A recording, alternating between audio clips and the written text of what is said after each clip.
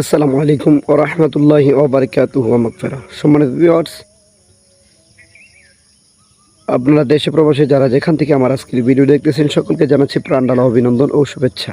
আশা করি সকলে অনেক বেশি ভালো আছেন। অগ্রিম ঈদুল আজহার শুভেচ্ছা জানাচ্ছি সকল ফ্যান ফলোয়ার ও সকল মুসলমান বাবা ভাইদেরকে। তো আমরা আজকে উপস্থিত হয়েছি কোরবানির পশু সম্বন্ধে, কোরবানির সম্বন্ধে কিছু জানবো ইনশাআল্লাহ। আমি আগে একটি ভিডিও পোস্ট করেছি যে কোরবানির পশু সম্বন্ধে, কোন পশুর বয়স কতটুকু হবে, কী ধরনের পশু আমরা কোরবানি করতে পারবো সেই সম্বন্ধে কথা বলে ফেলেছি। তো আজকের প্রশ্ন হবে যে কোরবানির পশুর কোন অঙ্গ কতটুকু পর্যন্ত থাকলে তা দ্বারা কোরবানি জায়েজ হবে, এবং কোরবানি পশু ক্রয় করে আনার পর যদি অসুস্থ হয়ে যায় তাহলে এই ক্ষেত্রে কী ফায়সালা, এবং কোরবানি কোন কোন পশু দিয়ে কোরবানি করলে কোরবানিটা উত্তম হবে, আর কোরবানির মধ্যে কোনো প্রকারের বাধা বিপত্তি হবে না বা কোরবানিটা বাতিল হওয়ার কোনো সম্ভাবনা থাকে না। আসুন জেনে নিই। তো সর্বপ্রথম প্রশ্ন হলো, কোরবানির পশু কি কি অঙ্গের মধ্যে সমস্যা থাকলে সেই পশু কোরবানি করলে কোরবানি হবে না। এখন সমস্যা হলো আমাদের পশুদের মধ্যে অনেক সমস্যা আছে। শিং নাই, শিং উঠে নাই, একটা আছে শিং উঠে নাই, আরটা আছে শিং ভেঙে গেছে অথবা ভেঙে পড়ে গেছে। এই শিংয়ের অংশ হিসাবে অথবা কান আছে, কান কেটে পড়ে গেছে। এই ব্যাপারে এই দুটি জিনিস, অথবা লেজ আছে অথবা লেজটা কোনো কারণে কেটে গেছে।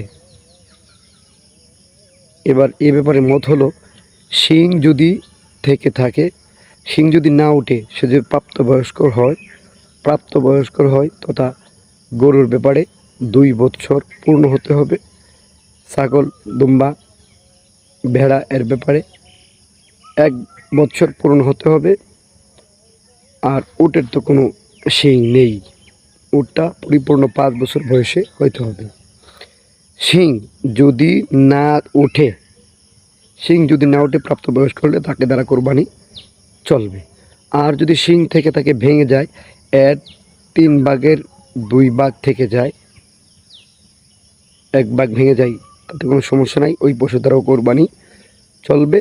কানের ব্যাপারে, কান যদি 3 ভাগের 1 ভাগও থেকে যায়, শিংও 3 ভাগের 1 ভাগ থেকে যায়, কোরবানি চলবে। কান মনে করেন 3 ভাগের 2 ভাগ চলে গেছে, 1 ভাগ আছে, তাহলে সেই পশু দ্বারাও কোরবানি চলবে।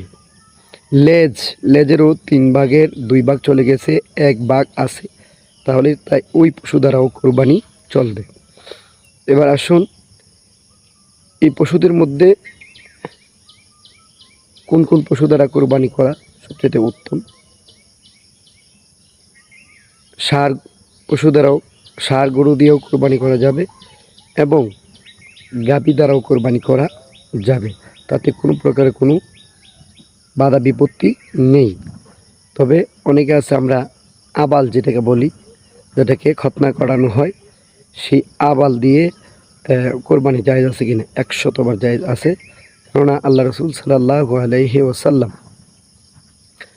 যখন পশু কোরবানি করেছেন, হাদিসের রিওয়ায়াতে দেখা যায় আল্লাহর নবী 2টি দুম্বা হাসি, মানে যে দুম্বাকে খাসি করানো হয়েছে, খতনা করানো হয়েছে, ওই দুম্বা 2টি খাসি আল্লাহ রসুল সাল্লাল্লাহু আলাইহি ওয়াসাল্লাম কোরবানি করেছেন আল্লাহর রাস্তায়। তাইলে বোঝা যায় খাসি কোরবানি করতে কোনো প্রকারের বাধা নেই, আবাল কোরবানি করতে কোনো প্রকারের বাধা বিপত্তি নাই। অথচ এদের মধ্যে এটা আরও বেশি উত্তম, আল্লাহ রসুল সাল্লাল্লাহু আলাইহি ওয়াসাল্লাম যেখানে করেছেন হাদিসের রিওয়ায়াতে পাওয়া গেছে, সেই জন্য এটা করা সবচেয়ে উত্তম। এরপরে আসুন, 3 প্রকারের বড় পশু এবং 3 প্রকারের ছোট পশু দ্বারা আমরা কোরবানি করব। 3 প্রকারের বড় পশু কি? 1 নম্বর হলো উট, গরু এবং মহিষ। আর ছোট প্রকারের 3টি পশু হলো দুম্বা, ভেড়া, ছাগল। আসুন আমরা কোরবানি সম্বন্ধে বুঝি, এবং কোরবানি সম্বন্ধে আরও নেক্সট ভিডিও পেতে সকলে আমার এই ভিডিওটি শেয়ার করে দেবেন, সকলের কাছে পৌঁছে দেবেন। আমি নেক্সট টাইমে আরও ভিডিও দেওয়ার চেষ্টা করব। কোরবানির ঈদের আগ পর্যন্ত আপনারা প্রকৃত সুন্দরভাবে কোরবানির ফায়সালা, কোরবানির মাসালা সম্বন্ধে আরও ভিডিও পাবেন ইনশাআল্লাহ। সকলে ভিডিওটি লাইক করবেন, কমেন্ট করবেন এবং শেয়ার করে দেবেন সকলের কাছে। আল্লাহ তাআলা আমাদের সকলের কুরবানি কবুল করুন, আমিন। আসসালামু আলাইকুম রহমতুল্লাহ।